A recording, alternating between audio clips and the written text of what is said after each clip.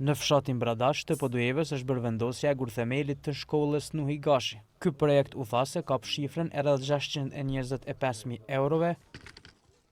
Derisa të pranishëm, ato ishin edhe kryeministri në dorëheqje Albin Kurti, ministri në dorëheqje e arsimit Arberien Agavsi, si dhe kryetari i Podujevës Shpejtim Bulliqi.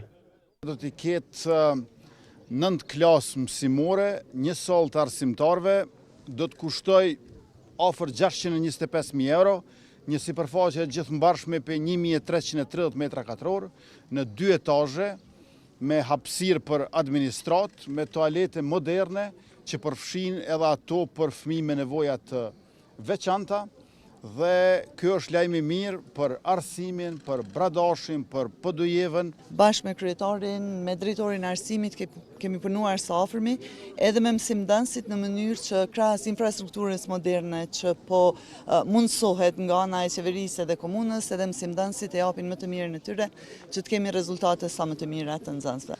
Duke pas parasysh që objekti i vjetër po shifni është i vitit 70 dikon, dhe përkundër disa investimeve të cilat i bën nuk i plotson as përsafërmi kushtet për mësimdhënie dhe mësimdhënie. Prandaj është diçka e mirë që po bëhet. Afati i përfundimit të këtij projekti është paraparë të jetë 2 vjet.